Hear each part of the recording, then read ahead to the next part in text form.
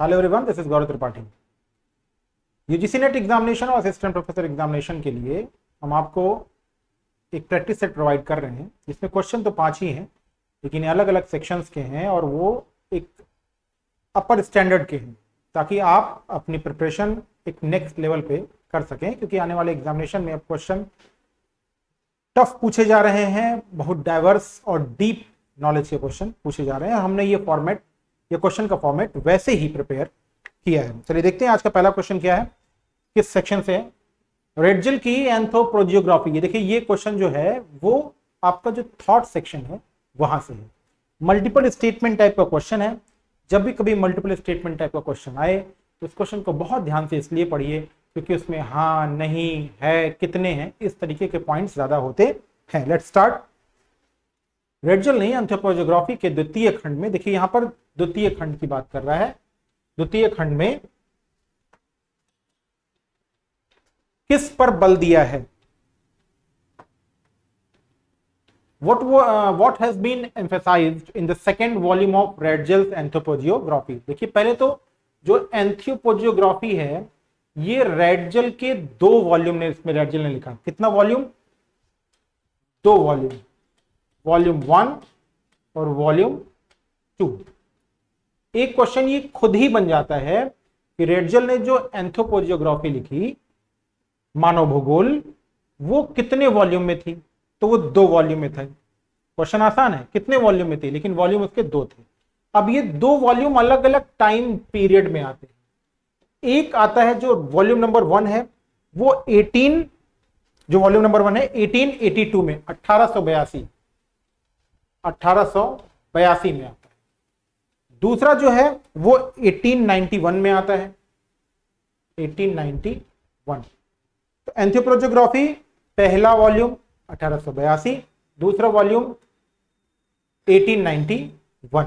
अब क्वेश्चन क्या पूछ रहा है कि द्वितीय खंड में जो कि 1891 में आया, किस पर बल दिया गया है?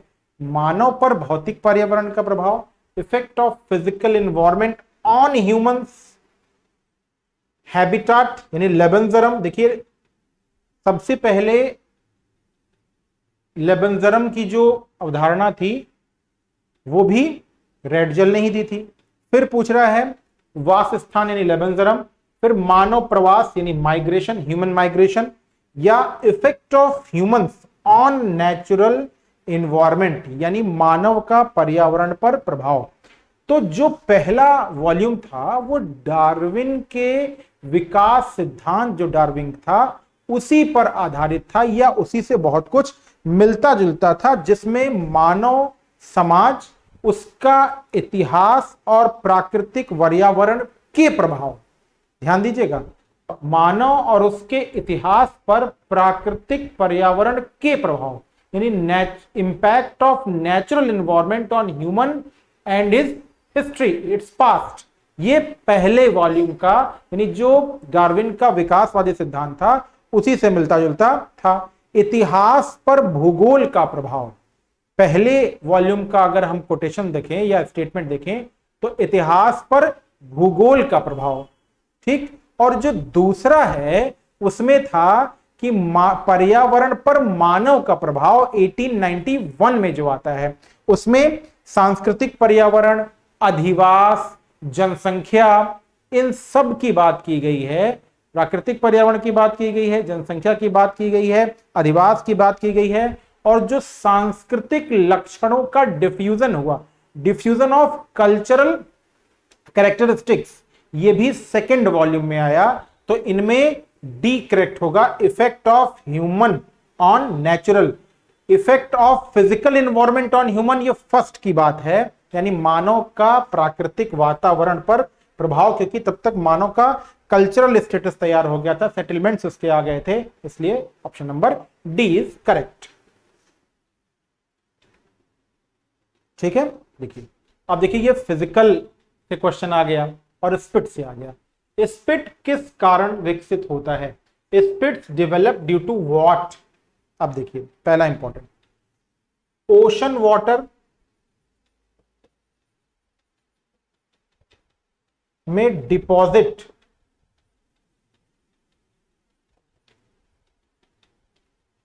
ओशन वाटर में जो डिपोजिशनल यानी कि निक्षेपात्मक स्थलाकृतियां हैं उनमें स्पिट सबसे महत्वपूर्ण स्थलाकृति है। और कैसे बनती है, मान लिया ये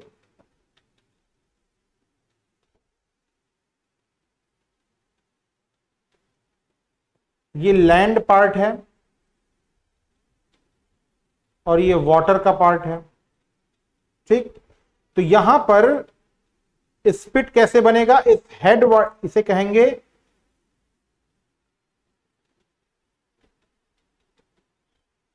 शीर्ष स्थल, हेडलैंड। ये हेडलैंड है। हेडलैंड के पास इस आकृति का एक डिपोजिशन होता है जिसे हम कहते हैं स्पिट।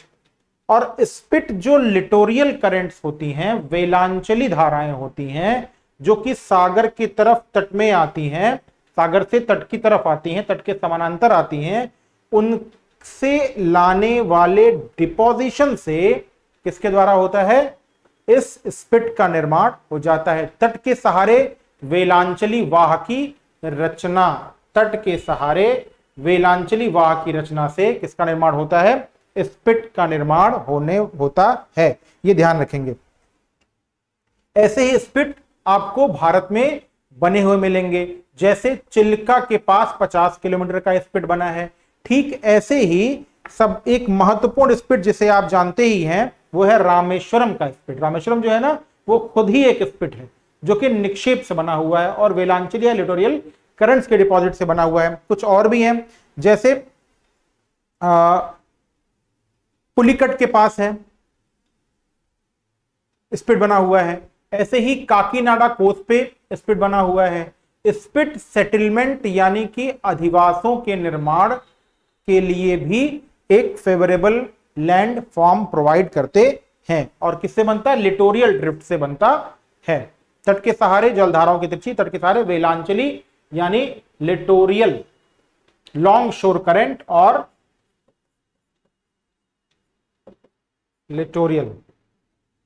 नेक्स्ट क्वेश्चन,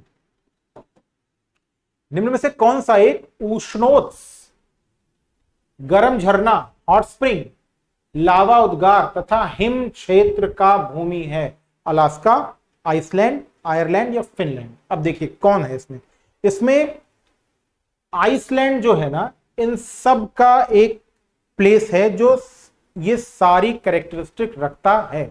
क्यों रखता है आइसलैंड ये सारी कैरेक्टरिस्टिक्स, उसकी चर्चा हम अभी करने जा रहे हैं। देखिए पहली बात, यहां पे इसे हम मान लेते हैं कि ये मिड अटलांटिक रिज है। ये क्या है,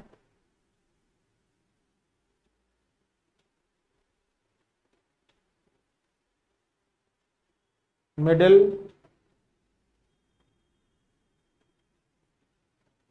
अटलांटिक रिज, ठीक है। इधर है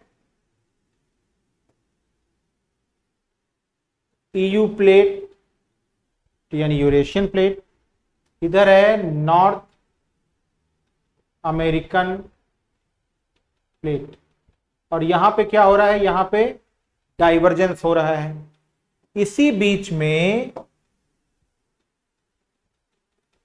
आइसलैंड है जिसकी कैपिटल है रेगजाविक।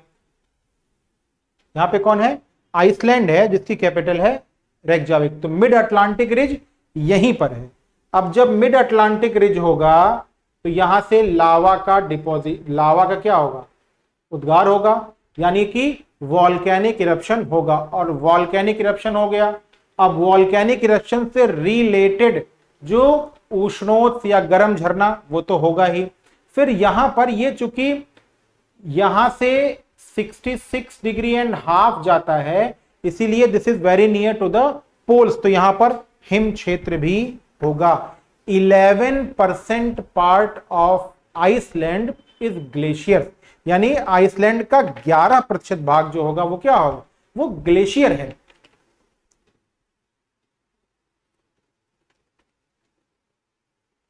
ऐसा माना जाता है कि आइसलैंड जो है वो हॉट स्पॉट यानी प्ल्यूम के ऊपर ही बसा हुआ है, और आइसलैंड के बनने का जो मेन रीजन है वो प्ल्यूम यानी नीचे से निकलने वाला जो लावा है वही है।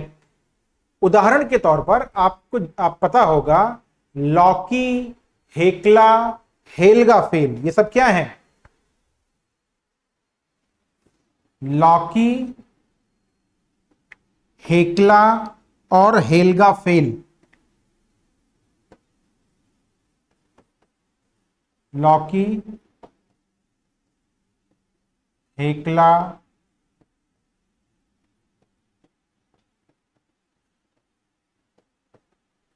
हेल्गा फेल, ये सब क्या है? ये सब वॉल्केनिक जोन्स, प्लेसेस हैं जहां पर ज्वालामुखी के नाम है। ठीक, तो लगभग 16 से 18 मिलियन वर्ष पूर्व इसी प्ल्यूम के ऊपर आने से आइसलैंड का फॉर्मेशन होता है। यहां पर अर्थक्वेक भी आते हैं, लेकिन चूंकि इरप्शन बहुत एक्सप्लोसिव नहीं होता है इसीलिए बहुत डिजास्टर्स अर्थक्वेक्स नहीं आते हैं। 2021 में यहां पर एक अर्थक्वेक का इरप्शन होता है और उस अर्थक्वेक का नाम है फ्रगा डल्स फलाव। फ्रगा डल्स फलाव, ये एक वॉल्केनो है जो आइसलैंड में 2021 में इसका एक्सप्लोजन हुआ था। तो ये सारी भूमिकाएं कहां पर है? आइसलैंड में है। नेक्स्ट क्वेश्चन देखिए, अभी एक ज्योग्राफी ऑफ इंडिया से क्वेश्चन आ गया। भारत के प्रायद्वीप के संबंध में निम्न कथनों पर विचार करें। पेनिनसुलर इंडिया, सबसे ज्यादा क्वेश्चन अगर फिजियोग्राफिक रीजन्स में आता है तो पेनिनसुलर इंडिया से आता है। तो भारत के प्रायद्वीप के संबंध में निम्न कथनों पर विचार करें। यह अधिकतर आर्कियन क्रिस्टलीय चट्टानों से निर्मित है। किससे निर्मित है? आर्कियन। बिल्कुल, आप जानते हैं कि जो पेनिनसुलर इंडिया है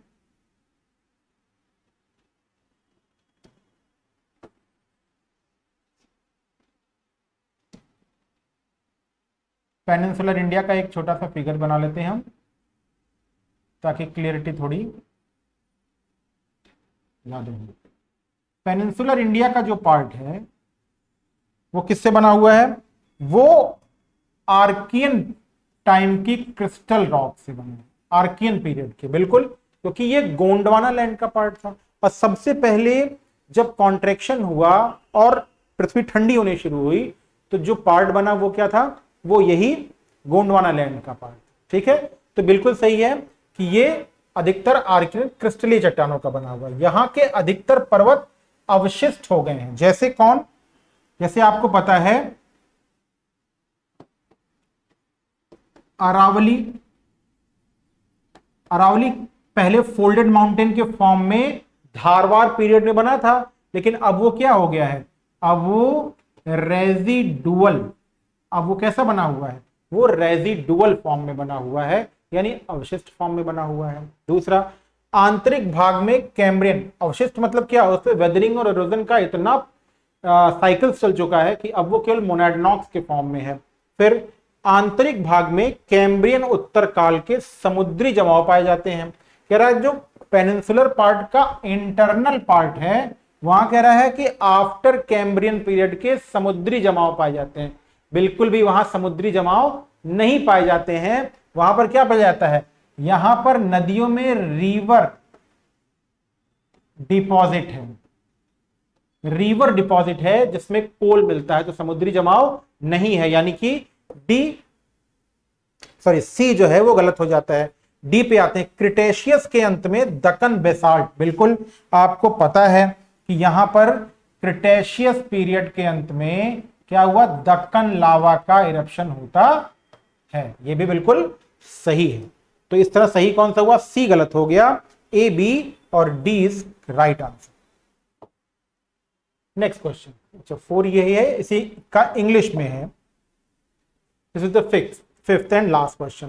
केरल के तटीय भाग में मुख्यतः पाए जाने वाला ग्रामीण बस्ती, देखिए ह्यूमन ज्योग्राफी से संबंधित क्वेश्चन आ गया कि जो ग्रामीण बस्ती है वो केरल के कोस्टल एरिया में है। कैसी बस्ती? देखिए ये केरला में आते हैं,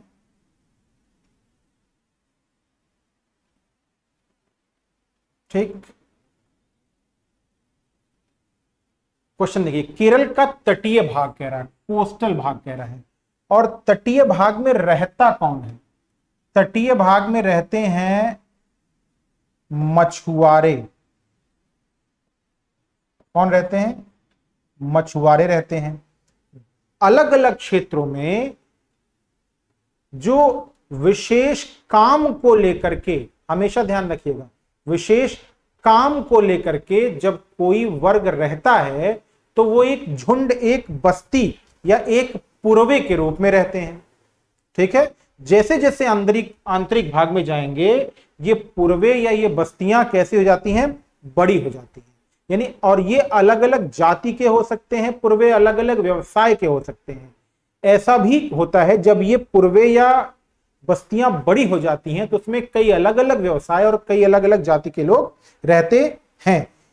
क्वेश्चन आपसे पूछ रहा है कि कैसी बस्तियां पाई जाती हैं? ग्रामीण, क्लस्टर्ड, कॉम्पैक्ट, एसेंट्रिक या डिस्प्रेस्ड। अब गुच्छ के रूप में जब भी कोई पूर्वा होता है, आपके आसपास भी कोई पूर्वे होते हैं, तो वहां देखिए कैसे होता है, मकान जो होता है वो गुच्छे के रूप में होता है, क्लस्टर्ड फॉर्म में होता है, या एग्लोमिरेटेड होता है। या कैसा होता है? एग्लोमिरेटेड होता है, यानी वो गुच्छ के फॉर्म में होता है, क्लस्टर्ड होता है, न्यूक्लिएटेड होता है।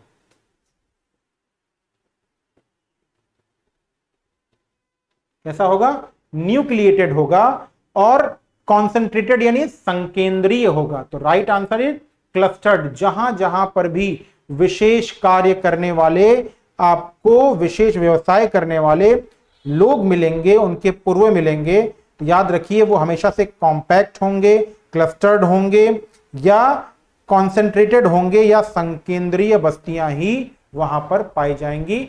और केरला में भी ऐसी ही संकेंद्रीय बस्तियां पाई जाती हैं।